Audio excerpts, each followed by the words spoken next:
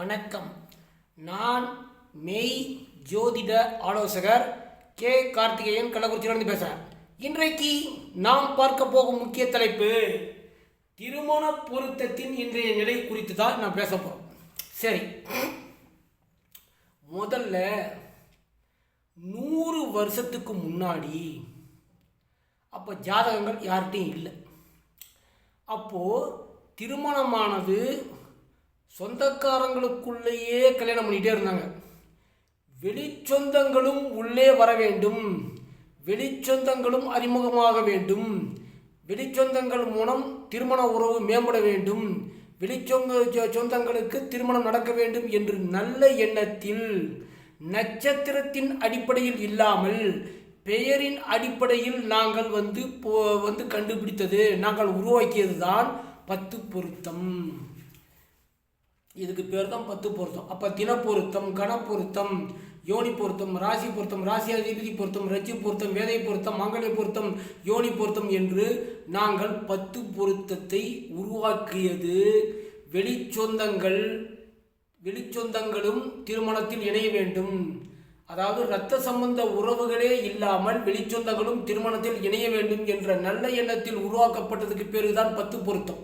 அந்த காலத்தில் ஜாதகம் கிடையாது, திருமணம் நடக்க வேண்டுமே அப்படிங்கிறது திருமணம் நடக்க வேண்டும் என்ற நல்ல எண்ணத்தின் அடிப்படையில் தான் இது நாங்கள் 10 பொருத்தத்தை உருவாக்கியது. 10 பொருத்தம் என்பது ஜோதிடர்கள் உருவாக்கியது தான் 10 பொருத்தம். அந்த 10 பொருத்தம் திருமணத்தை தீர்மானிக்குமா? 10 பொருத்தமாக இருப்பதனால் திருமண வாழ்க்கை நல்லா இருக்குமா? 10 பொருத்தம் சத்தியமாக பார்க்கணும்னு சொல்கிறாங்களே, இது உண்மையா என்றால் இல்லை. 10 பொருத்தத்தினால் ஒரு புரோஜனமும் இல்லை, அதனால் எந்த நன்மையும் இல்லை. 10 பொருத்தம் என்பது 10 பைசா கூட புரோஜனம் இல்லை. காரணம், கோள்கள் என்பது உணர்வுகளே, உணர்ச்சிகளே, செயல்பாடுகளே, காரகங்களே, ஆதிபத்தியங்களே, உறவுகளே. இதெல்லாம் கோள்களுக்கு நாங்கள் குணத்தை கொடுத்து, செயல்பாடுகளை கொடுத்து, காரகங்களை கொடுத்து, ஆதிபத்தியங்களை நாங்கள் கொடுத்து, கோள்களுக்கு குணங்களையும் கொடுத்து, 12 ராசிக்கும் குணங்களை கொடுத்து, பாவங்களுக்கு குணங்களையும் கொடுத்து, காரகங்களையும் கொடுத்து, உயிர்காரகங்கள், பொருட்காரகங்கள் என்று காரகங்களையும் கொடுத்து, அதை காரகமாகவும் ஆதிபத்தியமாகவும் நாங்கள் பிரித்து, குணங்கள், செயல்பாடுகள், உணர்வுகளாகவும் குணங்களாகவும் காரகங்களாகவும் நாங்கள் பிரித்து, மனிதனுக்கு, ஆறறிவு உள்ள மனிதனுக்கு நாங்கள் தான் பிரிச்சிருக்கோம். சரி, உதாரணமாக பாருங்க. சூரியன் என்பவன் அதிகாரத்தை குறிப்பவன், நிர்வாகம், தலைமை,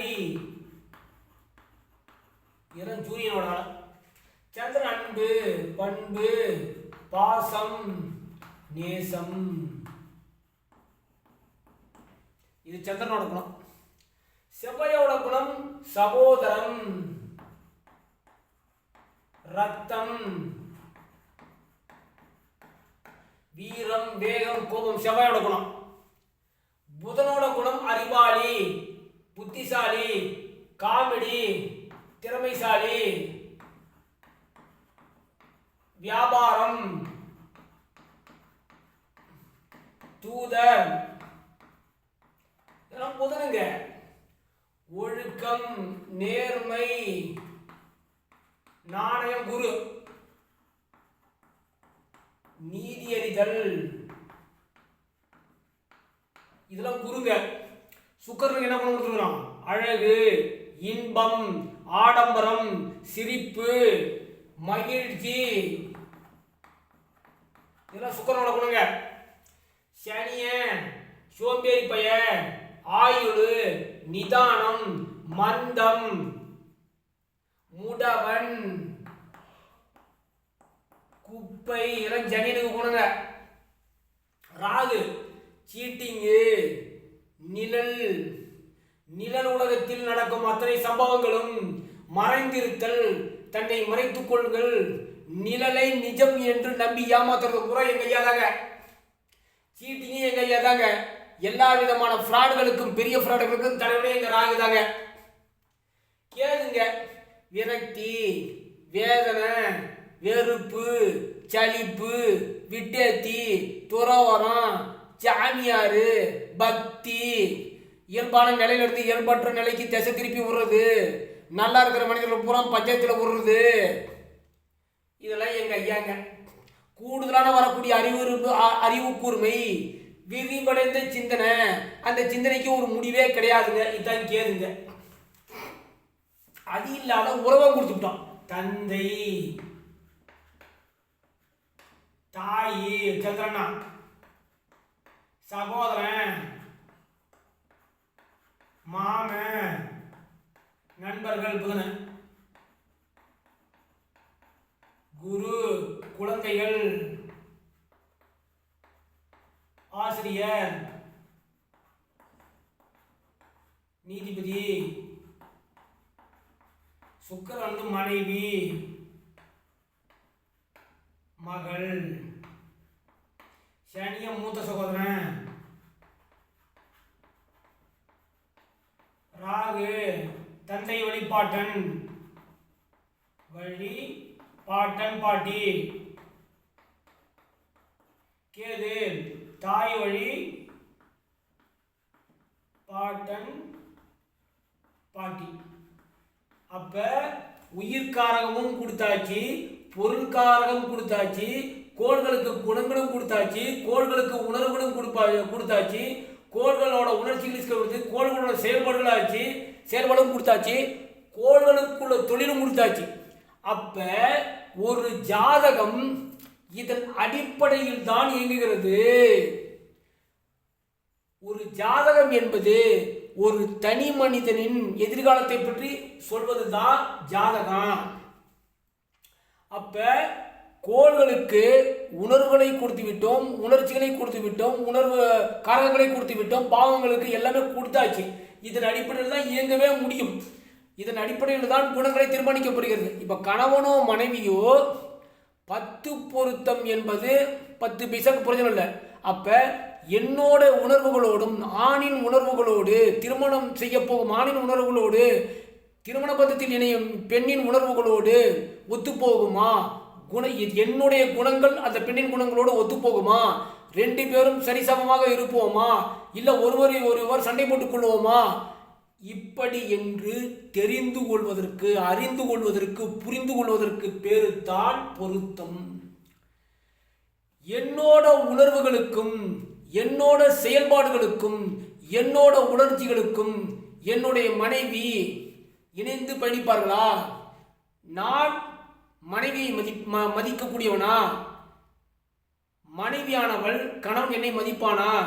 என்னை அரவணைத்து செல்வானா? என்னுடைய உணர்வுகளுக்கு அவன் உணர்வுகள் என்னுடைய உணர்வுகளை அவன் காயப்படுத்தாமல் இருப்பானா என்பதை தீர்மானிப்பதுதான் திருமணமே. நல்லா கவனிங்க.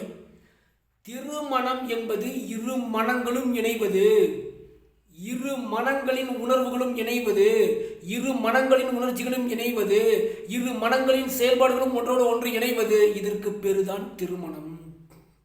இன்று ஜோதிடர்கள் அனைவரும் தோஷம் தோஷம் தோஷம் தோஷம் தோஷம், இந்த தோஷம் அந்த தோஷம் என்று சொல்லி சொல்லி மக்களை முட்டாளாக்கி மக்களை மடையனாக்கி நம்ப வைத்து நிறைய ஏமாற்றிக் கொண்டிருக்கிறார்கள். கவனிக்கிறேன். அது மட்டுமல்ல, இது அனைத்தும் பொதுவே. கோள்களுக்கு உணர்வுகளும் பொதுதான், உணர்ச்சிகளும் பொதுதான், காரகங்களும் பொதுதான், ஆதிபத்தியங்களும் பொதுதான், கோள்களின் இயல்புகளும் பொதுதான். இது நாங்கள் உருவாக்கிறது. ஆனால் அனைத்து விதமான ஜோதிடர்களும் ஒரே மாதிரி சொல்றாங்க அப்படின்னா கிடையவே கிடையாது. இங்க பிரச்சனையா தான்.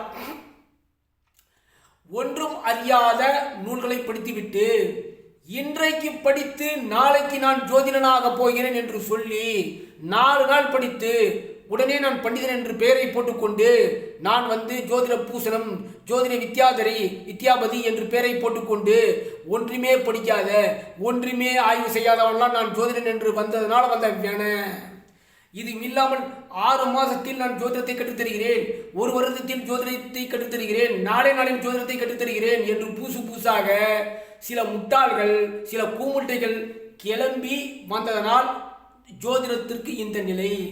மக்கள் ஒரு ஜோதிடரிடம் நல்ல ஜோதிடரிடம் தெளிவாக கேட்டு அதோட போனாங்கன்னா பரவாயில்ல. ஆப்ஷன் ஏகப்பட்டது இருக்குது. அதாவது ஒரு தெருவுக்கு 10 பேர் இருக்கான். இவர் பண்ணுறது சரியில்லைங்க, என்னங்க பொறுத்த பார்த்தா அவன் ஒன்று சொல்ல, இன்னொருத்தர் போவீங்க அவன் ஒன்று சொல்ல. அப்போ இப்படியே போக போக போக ஜோதிடத்திற்கு ஒரு முடிவு என்பது வருவதில்லை. ஜோதிடம் என்பது உண்மை. ஆனால் இன்றைய ஜோதிடர்கள் என்ற பெயரில் ஒன்றும் உதவாத, ஒன்றுமே படிக்காத, ஆய்வே செய்யாத ஏகப்பட்ட ஜோதிடர்கள் இன்று முளைத்து விட்டார்கள்.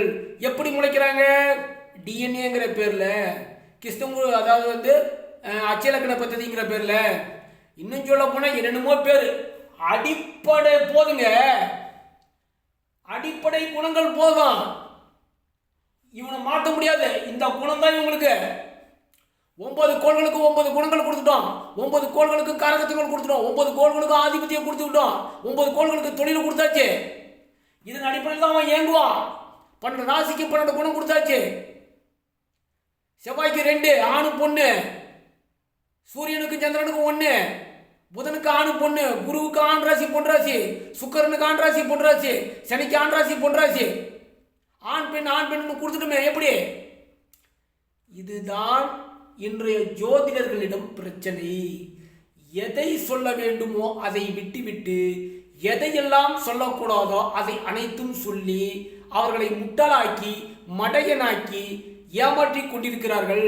ஜோதிடத்திற்கும் பரிகாரத்திற்கும் சம்பந்தம் இல்லை, ஜோதிடத்திற்கும் ஆன்மீகத்திற்கும் சம்பந்தம் இல்லை. ஜோதிடம் என்பது வேறு, ஆன்மீகம் என்பது வேறு. ஜோதிடமும் ஆன்மீகமும் பொருந்தாது, சம்பந்தமே வராது. ஜோதிடம் என்பது ஒரு மனிதனின் எதிர்காலத்தையும் அவன் தலையெழுத்து வாசிப்பதற்கு பேர் தான் ஜோதிடம். பரிகாரத்தின் மூலம் அனைத்தும் தீர்த்து விட வேண்டும் என்ற எண்ணம் பொய்யே. பரிகாரம் என்பது ஜோதிடத்திற்கு வேலை செய்யாது. அவன் தலையெழுத்தே, அவன் இயல்புகளே, அவன் குணங்களே. அப்ப பரிகாரத்தின் மூலம் குணங்களை மாற்ற முடியும் என்றால் இன்று ஜோதிடமே நான் பார்க்க தேவையில்லை, இந்த ஜோதிடமே தேவையில்லைங்களே. பரிகாரத்தின் மூலம் சூரியனின் குணங்களை மாற்ற முடியுமா? சூரியனின் இயல்புகளை மாற்ற முடியுமா? பரிகாரத்தின் மூலம் சந்திரனின் குணங்களும் சந்திரன் இயல்புகளை மாற்ற முடியுமா? அதேதான் எல்லா கோள்களுக்கும். கோள்களின் இயல்புகள் நல்ல இயல்புகளா, நல்ல பாவங்களை இயக்குகிறதா? கோள்களின் மூலம் என்ன செயல்கள் நடைபெறுகிறது? மனிதன் என்ன உணர்வுகளை அவன் வெளிப்படுத்துகிறான்? அந்த உணர்வுகளால் நன்மை அடைகிறதா தீமை அடைகிறதா என்பதை அவர்கள் பகுத்து பார்ப்பதில்லை. முன்ன நீ பெரியவனா நான் பெரியவனா என்ற ஜோதிடர்கள் அனைவரும் விட்டுவிடுங்கள். ஒரு குடையின் கீழ் வர வேண்டும். அது யாரும் வரமாட்டீங்க, அது வேற விஷயம். மக்களை மடையனாக்குற வேலை, முட்டாளாக்குற வேலை, மூட நம்பிக்கையை மக்கள் தலையில் விதைப்பதே வேலை. இதுதான் நீங்க வேலை செஞ்சுட்டு இருக்கிறீங்க. வேற எந்த வேலையும் நீங்க செய்யல. நாங்க கரடி மாதிரி கத்திட்டு இருக்கிறோம். ஆனால் நீங்க 10 பொருத்தம் என்கிற பெயரில் மக்களை முட்டாளாக்கி மடையனாக்கி ஏமாற்றி கொண்டிருக்கிறீர்கள். 10 பொருத்தத்துக்கு வேலை இல்லைங்க. உணர்வுகளுக்கு தான் 6 அறிவு உங்க மனிதனுக்கு, 5 அறிவுலாம் கிடையாதுங்க. நீங்க மனிதன் எங்கேயோ போயிட்டாங்க. நிறைய சிந்திக்கிறாங்க, நிறைய அவன் சிந்திப்பதனால அவன் கண்டுபிடிப்பதனால ஏகப்பட்ட தொழில்கள் வளர்ந்து போச்சுங்க. இந்த காலத்தில் பரிகாரம் பரிகாரம் பரிகாரம் அப்படின்னு சொல்லி மக்களை ஏமாத்தாதீங்க. உணர்வுகளை அவன் எப்படி செயல்படுகிறான், உணர்ச்சிகள் எப்படி வெளிப்படுத்துகிறான் என்பதை சொல்லுங்க. குணங்களை சொல்லுங்க, இயல்புகளை சொல்லுங்க. இதை சொன்னாவே போதுங்க. இதை விட்டு பரிகாரம் பரிகாரம் 10 பொருத்தம் தான் சரி, இதெல்லாம் சரியில்லைன்னு சொல்லி மக்களை ஏமாற்றார்கள். மக்களே, நீங்களும் விழிப்புணர்வு அடையுங்கள். இந்த மாதிரி தற்கொலை ஜோதிடர்களும் நம்பி ஏமாறாதீர்கள். இது விழிப்புணர்வுக்கான பதிவு. இது போட வேண்டிய நிலைக்கு நான் தள்ளப்பட்டேன். இதுதான் யதார்த்த உண்மை. 10 பொருத்தம், திருமண பொருத்தத்தின் இன்றைய நிலைங்கிற தலைப்பில் தான் 10 பொருத்தம். இந்த பொருத்தம் சரியா இருக்குது, இந்த பொருத்தம் யோனி பொருத்தம் சரியா இருக்குது. இப்படி இந்த பொருத்தம் சரியாவதனால் இந்த குணங்களின் இயல்புகளை மாற்ற முடியுமா அப்படின்னு அவங்ககிட்ட கேட்டுங்க. விழிப்புணர்வுடையங்கள் சப்ஸ்கிரைப் பண்ணுங்க, ஷேர் பண்ணுங்க, பெல் ஐக்கனை கிளிக் பண்ணுங்க. இந்த வீடியோ அனைவருக்கும் சென்று சேருங்க. நன்றி, வணக்கம். வாழ்க வளர்க, அனைவரது வாழ்வும் சிறக்கட்டும், அனைவரும் மகிழ்ச்சியாக இருக்கட்டும். நன்றி மறப்பது நன்றன்று. நன்றி, வணக்கம். அதாவது வாட்ஸ்அப் மூலமாகவும் தொலைபேசி மூலமாகவும் அப்பாயின்மெண்ட் உண்டு, ஆலோசனை கட்டணமும் உண்டு. பயனடையுங்கள், மக்களை விழிப்புணர்வுடையுங்கள், பயப்படாதீர்கள்.